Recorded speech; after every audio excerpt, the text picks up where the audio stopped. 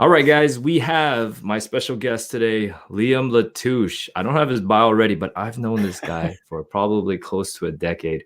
Yeah. We were personal trainers over 10 years ago in the same Mhm. gym, in the same hustle, running that 5 a.m. grind all the way to that 8 p.m. at night. Oh, man.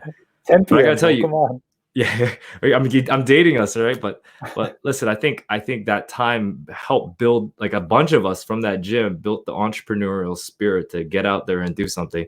Liam is a naturopathic doctor, and we're gonna get to know him a little bit, but with multiple different ways that he helps clients, and I'm gonna talk to him a little bit about that. But Liam, welcome to the show, my man.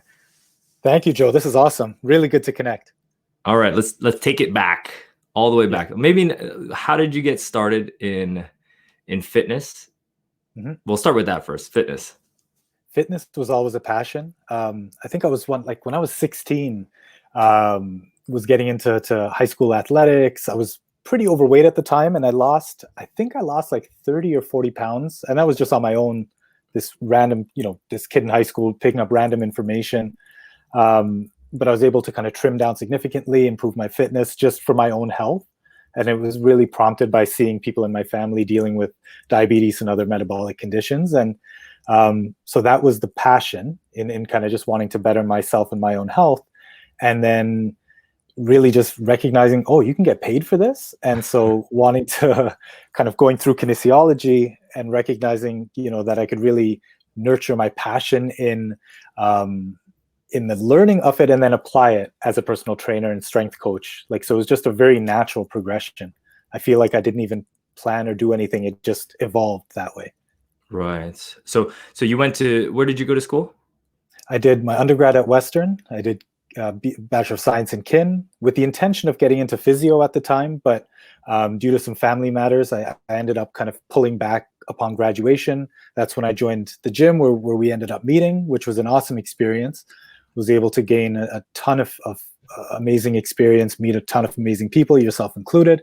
And then through that, realized that the next step for me was getting into naturopathy, right? So that kind of was a springboard for the next step. So talk to me, why fitness and then Mhm. going into naturopathic? How did that connect? There were two main factors. One was working, and I'm sure you see this to this day. For every 10 clients you work with, there are always a small handful of them that, despite their best efforts with respect to what they're doing in the gym, the eating regimen or framework that they're working on, they're not getting where you expect them to get and not getting where they would like to get. So there was an acknowledgement of what are these underlying facets that may be impeding someone from being able to reach their fitness, mainly fitness goals. So that was one factor. And Mhm. as I started doing the digging, I could see how kind of all roads led to naturopathy, for me at least, with respect to the various stones that you would turn over to figure out what's going on for this person. And then the other side of it, I mentioned there were some family matters that kind of prompted me to pull back on kind of advancing my academic career. My mom was actually ill for a period of time, and through her experience, it just prompted me to want to get into medicine. And then by fluke almost, if you remember, there was another person that worked at the gym. They let me know about naturopathic medicine, and the applications were due the next week. And I just, on a whim, did it, and everything just opened up for me. And so it really, for me, provided me with a platform to bridge the gap between kind of conventional medicine and traditional forms of healing. And the fitness piece just marries into that so well. So I think just recognizing that, for me, I wanted to understand more about the intricacies of weight, and then also recognizing the gap in our healthcare system, viewing it as an outsider looking at my mom's situation and how chronic disease, particularly complex chronic disease, is not very well managed in the conventional setting. Mhm. So Mhm. that was a lot of it. So it sounded like you just wanted to take a more holistic approach to not to because fitness is, just the Yeah, body, but then you right. wanted to look into deeper underlying causes of, chronic diseases, like you said. You got it right, Mm, and exactly. I mean, that's it. That's it. very cool. So Yeah. talk to me about now from the time you decided to go into naturopathic. Mhm.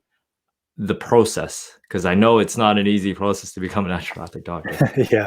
So you finish your undergrad kind of pre-med training, and then you go into a 4-year program, which is challenging in its own right. I think it should be more than 4 years, but that's not feasible for many reasons.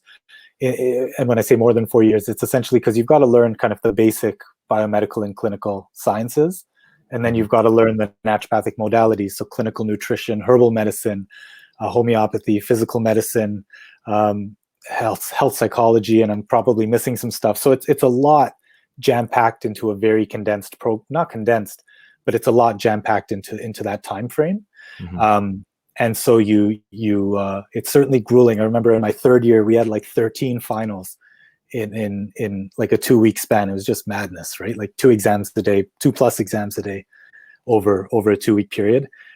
You come out very beat up, but you come out with a toolbox that really allows you to help people in ways that you really didn't think was possible. And so it's very rewarding, but definitely a grueling process. You come out into an industry where, just like yourself, you've got to be an entrepreneur, right? This is not OHIP covered. So you've got to not only provide solid care, but you've got to market yourself and position yourself well for success.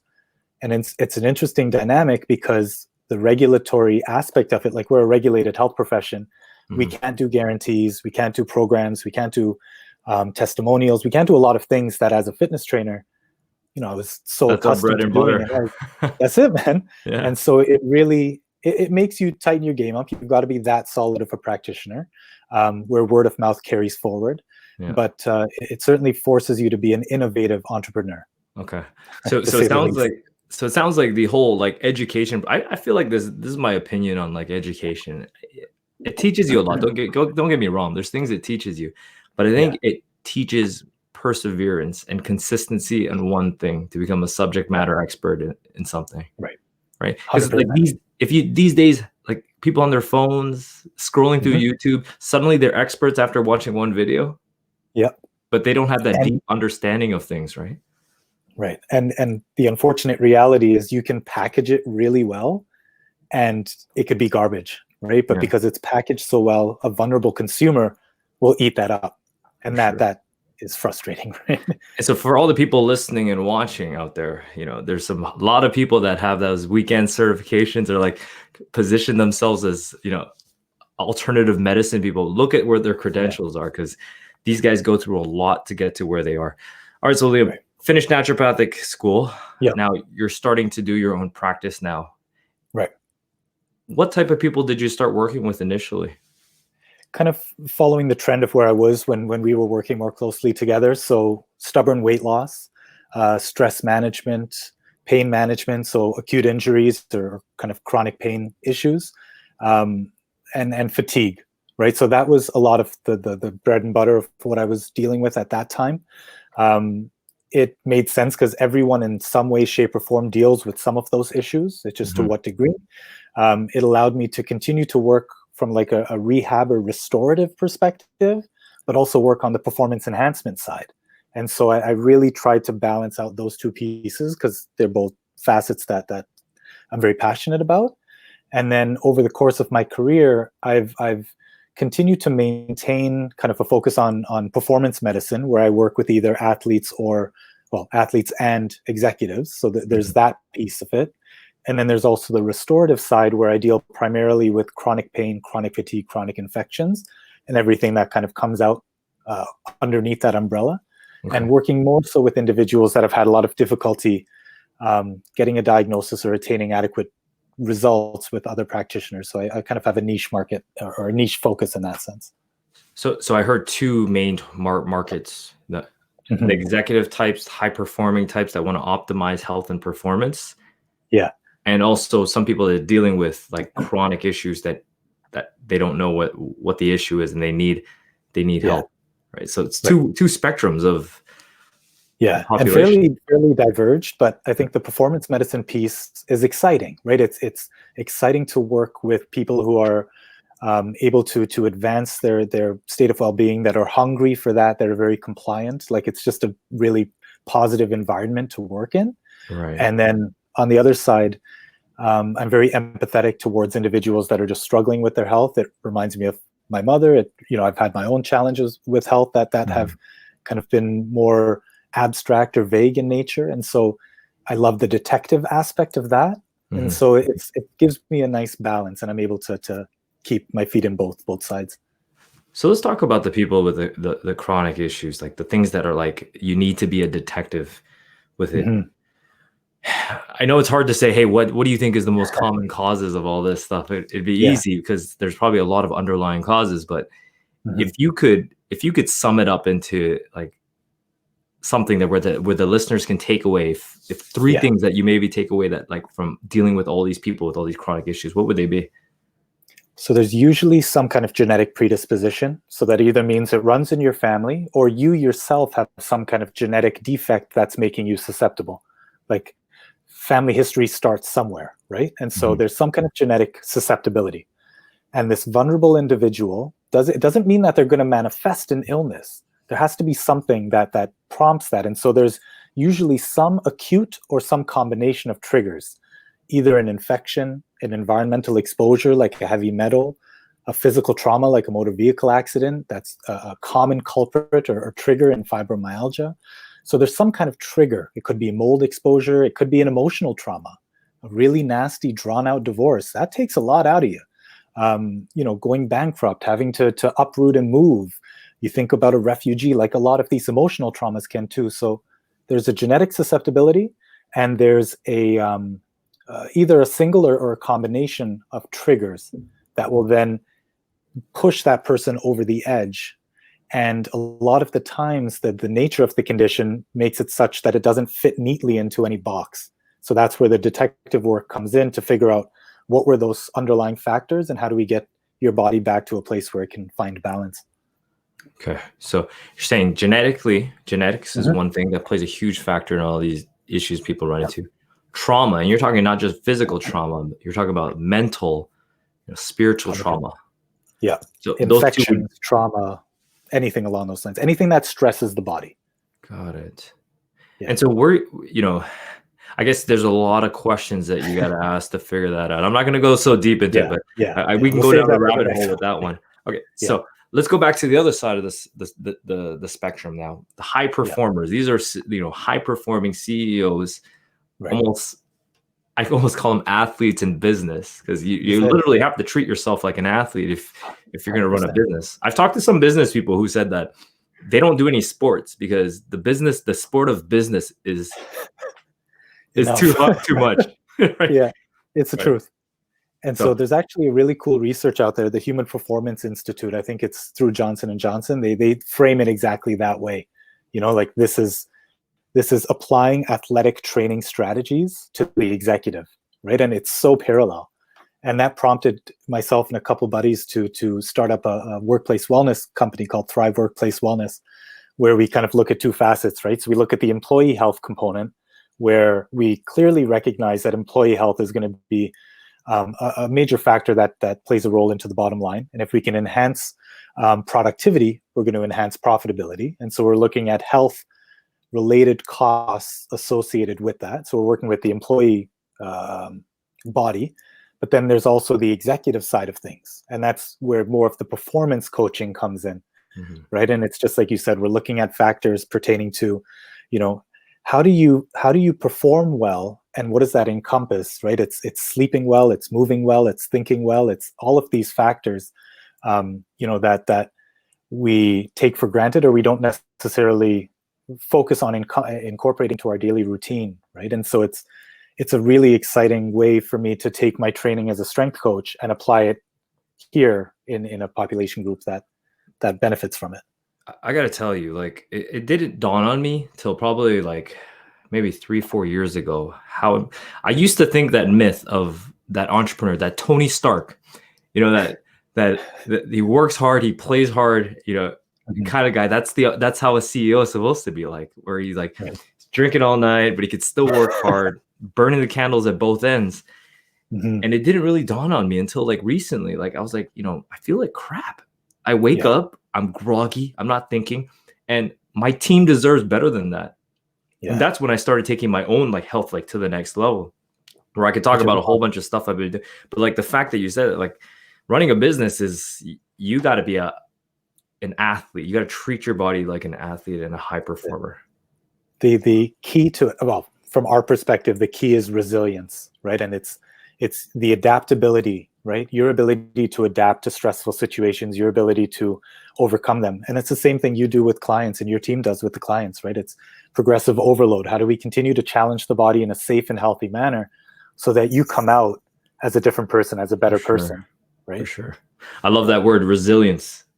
Clients, like I think when clients come to our gym and they work out with us, you know, yeah, we do a lot of fat loss and we do a lot of transformation, but we're creating resilient people that are harder to kill.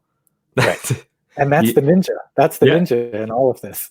That is, you put somebody in a gym setting where you're working their body and training, they're harder to kill. Let's be honest. That's it.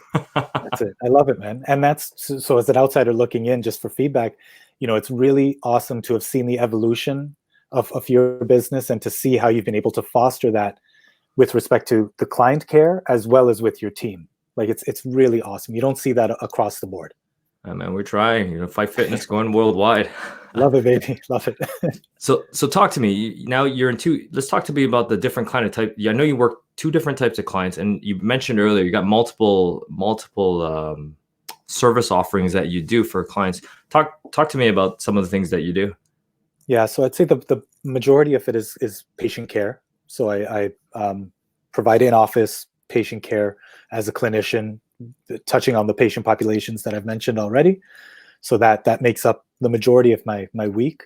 Beyond that, I work with Thrive Workplace Wellness. I deliver care on site, but more so facilitating the operations and getting naturopaths on site at various corporations to deliver the on-site wellness and kind of looking at the growth and expansion of our operations. I teach part-time at the Canadian School of Natural Nutrition in Toronto at Young and Egg. Teaching is a very big passion of mine, and that's where I want to go down the road. So this was a great kind of stepping stone for me to then move into professional education more directly. So that is also in the mix as well. And I'm also the education and technical sales manager for Ontario East and Quebec for a company called VitaAid, which is a professional grade nutraceutical company where I provide a lot of practitioner education about the product line and how to apply it and manage accounts and things of that nature. So it's hands in number of cookie jars. So let's talk about that. You got all these things that you're running. How do you take care of yourself? So I would say that it's one thing that I'm working on. I don't think that it's something that I anticipate I'd want to be doing indefinitely. It serves me right now. I'm young, I'm healthy, I'm ambitious. I am looking to gain a lot of different experiences, and each of these fills my cup up in a unique way. But it's one of those things where you chase 2 rabbits and you lose them both, right? So the intention is to really streamline, focus, and that is the next step. However, right now in this moment in time, it's serving me, and I recognize that. Sleep is an absolute priority. People know, like, they'll message me, and by 9-10 o'clock, my phone's off. You're not going to get a hold of me. I'm starting to get prepared for bed if I'm not in bed right away. So sleep is an absolute priority. Hydration is a priority. I try to practice mindfulness in some way, shape, or form every day, and that helps to kind of keep me balanced, because it's otherwise very easy to get pulled in too many directions, and that can burn you out very quickly. And then the food piece has to be there as well, right? And I'm grateful. My partner, my wife, is a naturopath as well, so we are able to tag team and be on the same level. We focus heavily on nutrient-dense foods. We focus heavily on meal prep. We focus heavily on keeping each other accountable, her more so than me. And so I would say that those 4 components definitely are the foundation. And an important one that I need to work on is the work-life balance, like allocating more time for play, for family time, for activities that are not work-related. I just love work so much that I end up doing it without thinking. But I think it's important, especially now we have a young daughter, and it's important to kind of create some boundaries, more healthy boundaries. You guys had November, man. Yeah, buddy. Congratulations, dude. Welcome to the club. Yeah, I have to pick your brain a bit more about how you're how you're still standing after all this Oh, dude, sleep no, deprivation. my kids are older. That's why I do stuff like this now. Yeah, exactly. Yeah, I wanted to do stuff like this when my kids were young. There was no way. I didn't have any time. So now that now we're all quarantined and we have the time to actually do this. I want to just reiterate something for the listeners and for everybody watching here. Liam is a naturopathic doctor who's got a toolbox the size of like probably a room in terms of what he could do to help people's health. But he focuses on the most basic things. Yeah. Sleep, good hydration, good nutrition, mindfulness. Everybody's always looking for that, like that secret weapon or that secret, but really it's about him mastering the basics. And that's why he's able to run multiple businesses and be able to push as hard as he's doing. Right. And I didn't say movement. I think it's just so second nature to me, but movement would obviously be a fundamental part as well, right? Yeah. Absolutely. Thanks for sharing your background, Liam. We're going to go into some questions. So if anybody's watching this live, feel free to post any questions. But these are questions posed by our members that they post on a weekly basis. Some of their burning questions. I told them that you're coming on board. So there's maybe some deep questions. I'll let you answer, and then I'll give my insight into it. So question number 1. I've heard a lot about intermittent fasting, and there are a few friends and family members that swear by it and have gotten great results doing it. What is your opinion on it? Can it be done together with this method? And with this method is with our meal plan, which is a basic macronutrient meal plan. So Liam, I'll let you take it away. Yeah. I'll let you speak to it within the context of the program, but generally speaking, IF can be very effective. The general consensus, though this is still up for debate, is that the reason it ends up working is you're within that feeding window, which is generally an 8-hour period. You're only consuming so many calories, and those that volume of calories is less than you would consume if you were eating over the entirety of the day, particularly later into the evening. So a lot of people end up benefiting simply from the fact that they're in a moderate caloric restriction, and they're able to attain a negative caloric balance, meaning they're going to lose weight at the end of the given week. And so it tends to be effective. I would argue that it's not like anything. It depends. There's individual biochemistry and individuality that plays a role, and not everyone does well. And I do find that if I were to have to generalize a little bit, females don't always tolerate it as well as males due to some hormonal dysregulations that can come up. But generally speaking, it works. We have to be mindful of individuality. And the one thing that I'm very mindful of and that grinds my gears about IF is if people continue to eat crap, but just change the timing in which they eat the crap. Like you can't eat McDonald's 3 times a day and call it a healthy, clean IF strategy. So the eating pattern needs to improve holistically. Totally agree. I see this a lot of times. Hey, have you heard of IF? Does that work? Does that work? We're just operating at a calorie deficit. Calories in versus calories out. You're going to lose weight.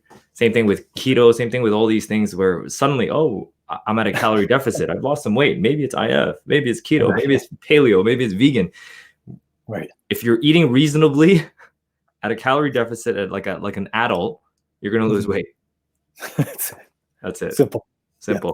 So I love your take on this. There you go. Let's see what this one is. Is there a correlation between genes and weight? Oh, we touched on this. I'm gonna let you take this one. Cool. So I would say, certainly there is. And this is one of the nature versus nurture. There's an increased likelihood of a child being obese if one or both of the parents are obese. The argument is, okay, is that related to genetic factors, or how much does that have to do with the environment that the child grows up in, right? Or are they just exposed to the same factors that led to the parents having difficulty with their weight? But there are genetic factors. We all have different body types. We have genetic factors that influence retention or development of fat, how it's stored on the body, where it's stored, how well you utilize that fat. But genes don't define us. Your biology doesn't define you. Epigenetic factors, meaning your exposure to different environmental factors, the foods you eat, resilience towards infections, avoiding toxins, things of that nature, your gut microbiome. These are the factors that are going to dictate to a much greater degree your weight management outcomes, beyond kind of the fundamental stuff of exercise and healthy eating. But if we can focus more on those epigenetic factors, if we can get your gut microbiome in check, if we can remove exposure to toxins and other factors, that plays a role.